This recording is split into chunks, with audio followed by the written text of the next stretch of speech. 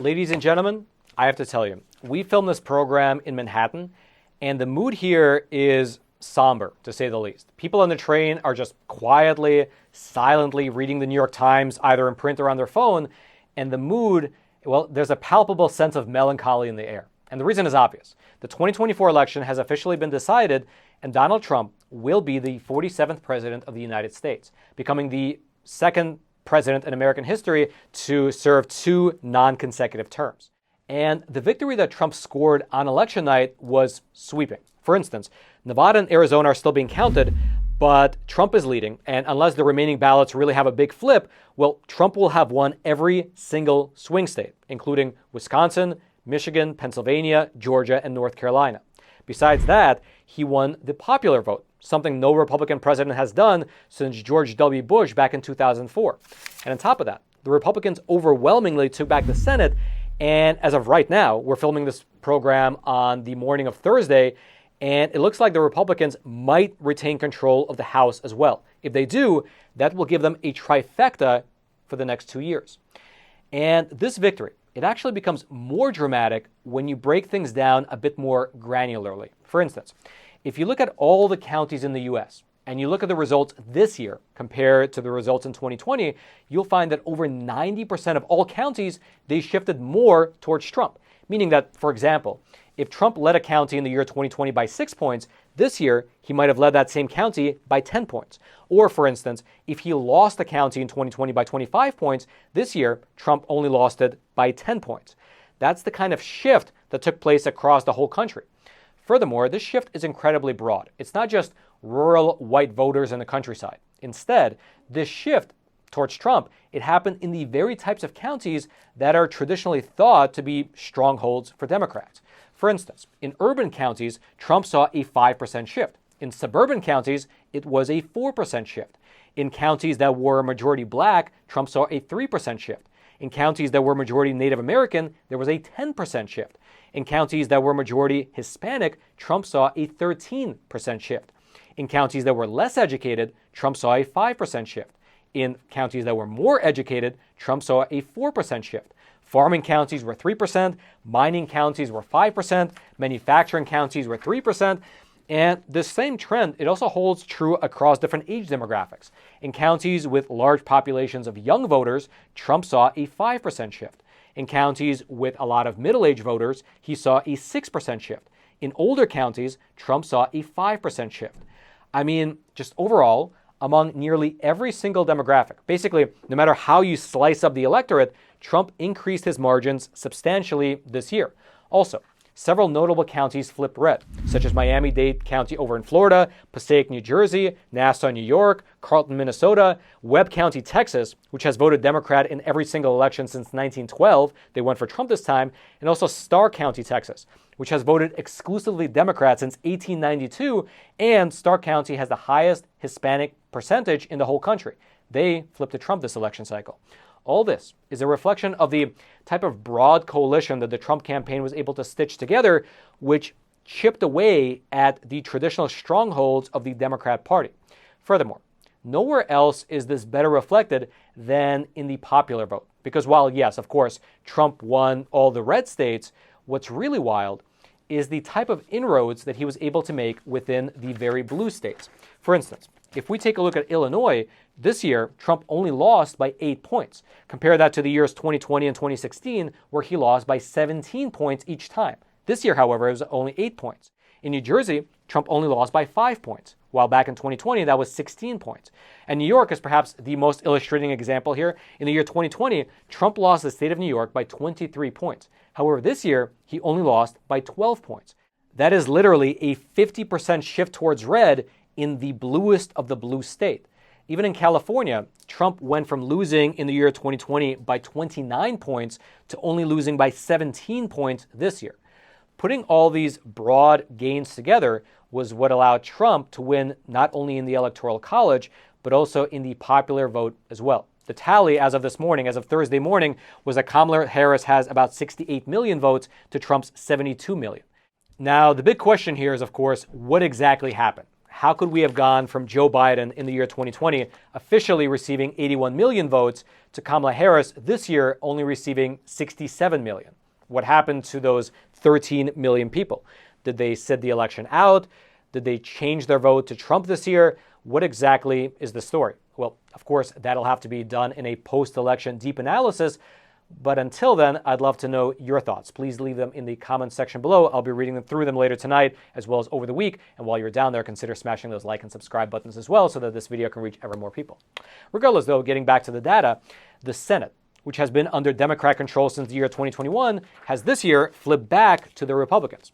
Now, we are again filming this episode on Thursday morning, Thursday, November the 7th. And as of right now, the official tally has Republicans flipping 3 seats for a 52-seat majority. For your reference, those 3 seats were flipped with pretty decent margins. Ohio was R+4, Montana was R+7, and West Virginia was R+41. Also, if you take a peek at Arizona, Nevada, and Pennsylvania, those 3 states are still being counted as of this morning. Well, it looks like the Republicans might be able to pick up at least one of those seats as well, which, if that's the case, that would give them a 53-seat majority. However, regardless of whether it's 52 or 53, the fact is that the Republicans were able to capture the presidency as well as the Senate, and this will prove quite consequential. That's because the Senate is where the confirmations happen for things like Trump's cabinet positions, judicial nominations, Supreme Court picks, ambassadorships, and so on.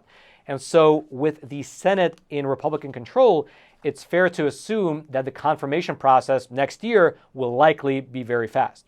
Then in terms of the House, as of this morning, Republicans have 205 seats compared to Democrats 191. There are still enough races to be counted such that either party could take it, although at the moment it appears that the Republicans are trending towards winning the House as well, but of course, you never know. All right, just to pause here for a super quick moment, I'd like to introduce our new sponsor, Riverside Preparatory Academy. Look, you know that many of the problems facing our country is due to poor leadership. And Riverside Prep Academy is looking to fix that problem. It's an all-boys private boarding and day school in the very heart of Northeast Georgia's mountains, where boys grades 6 through 12 become leaders as well as brothers. Basically, in a world where strong moral values matter now more than ever, there's a place where boys can transform into men of character and at the same time get access to great academics as well. At Riverside, they're not only preparing boys for college, they're preparing boys for life.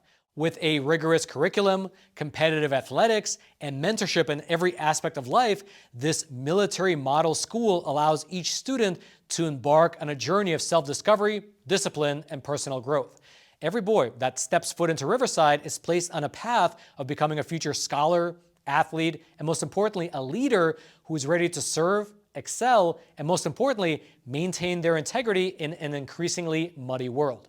Also, students from around the world go there, and so it's a place where cadets can learn about the world not only through their textbooks, but also from their actual classmates. If you'd like to see the school for yourself, Riverside offers several ways to do so. You can register for an open house where you can actually tour the campus, meet other parents, and see the school in action, or you can actually become something known as an Eagle for a day, where you can spend a full day or a half day one-on-one with a current cadet. And right now, you can get your $100 application fee waived when you attend their open house. If you want to check it out, I'll throw the link with all the details. It'll be down in the description box below. Just for your reference, the majority of the districts where a winner in the House has yet to be called are all in the western part of the country, with about 1/3 of them being exclusively in the state of California. And in California, they have a state law that as long as a mail-in ballot was postmarked on Election Day, it will be counted as long as it comes in before Tuesday, November the 12th. Meaning that if things are razor thin, we might not know the results in the House until sometime in maybe the middle of next week.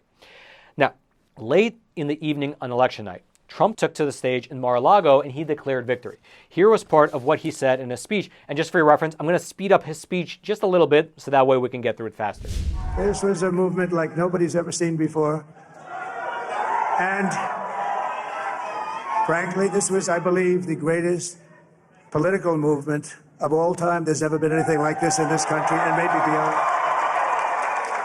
And now it's going to reach a new level of importance because we're going to help our country heal. We're going to help our country heal. We have a country that needs help, and it needs help very badly.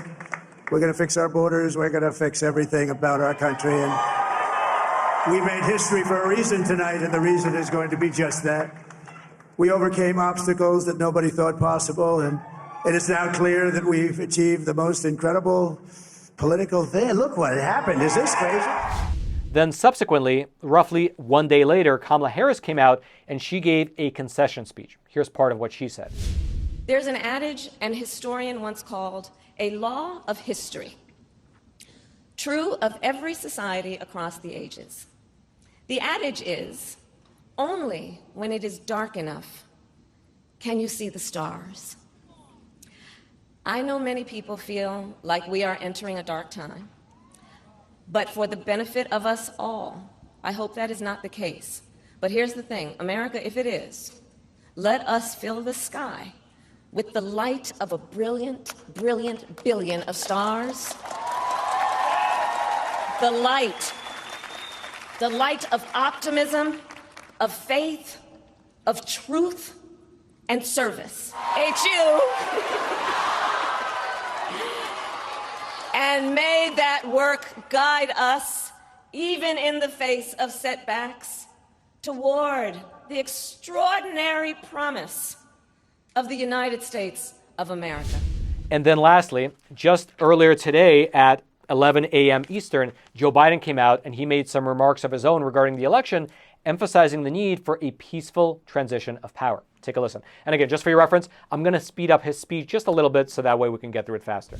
America has carried out the greatest experiment in self-government in the history of the world. And that's not hyperbole, that's a fact. We're the people. The people vote and choose their own leaders, and they do it peacefully. And we're in a democracy. The will of the people always prevails. Yesterday, I spoke with President-elect Trump to congratulate him on his victory. And I assured him that I'd direct my entire administration to work with his team to ensure a peaceful and orderly transition. That's what the American people deserve. Yesterday, I also spoke with Vice President Harris. She's been a partner and a public servant. She ran an inspiring campaign, and everyone got to see something that I learned early on to respect so much, her character. She has a backbone like a ramrod. She has great character, true character. She gave her whole heart and effort, and she and her entire team should be proud of the campaign they ran. You know, the struggle for the soul of America, since our very founding, has always been an ongoing debate and still vital today. I know for some people, it's a time for victory, to state the obvious. For others, it's a time of loss. Campaigns are contests of competing visions. The country chooses one or the other. We accept the choice the country made. I've said many times, you can't love your country only when you win. You can't love your neighbor only when you agree. Something I hope we can do, no matter who you voted for, is see each other not as adversaries, but as fellow Americans. Bring down the temperature. I also hope we can lay to rest the question about the integrity of the American electoral system. And so there you have it. Starting on January 20th of next year, Donald J. Trump will be back in the White House for a second term as the 47th president of the United States. And one takeaway from this whole experience that I think is really worth mentioning, at least to me, is the question of whether polls are reliable anymore. Because I myself was following the polls fairly closely this election cycle, and they were showing a neck-and-neck race that was well within the margin of error up until the very end. In fact, the polls showed a race that was so close that we here at Facts Matter, we literally made an episode explaining what would happen if there was a tie in the Electoral College. And even one single day prior to the election, the pollsters, many of them, they were saying that Harris was going to win. For instance, 538, Nate Silver, Sabato's Crystal Ball, The Economist, Elections Daily, Race to the White House, all of them were predicting a Harris victory, which is fine for a normal person on the street to make such a prediction. But when you have these pollsters making such a prediction that then winds up falling so far out of line with the underlying reality, well, it's a little hard to trust them moving forward. Let me know if you agree with that analysis in the comment section. And also, let me know your thoughts about why exactly the polls are so wrong. Do you think that the Trump vote is just a little bit too difficult to track? Because if people receive a phone call, maybe they're a little bit too reluctant to talk about their support for Trump publicly? Or is it such a broad coalition that people in politics aren't used to tracking such people? Let me know in the comment section below. I'd love to know your thoughts. And also, again, as you're making your way down there to the comment section to leave your thoughts, if you haven't already, take a quick moment to smash those like and subscribe buttons so that this content can reach ever more people via the YouTube algorithm. And then until next time, I'm your host, Roman from the Epoch Times. Stay informed. Most importantly, stay free.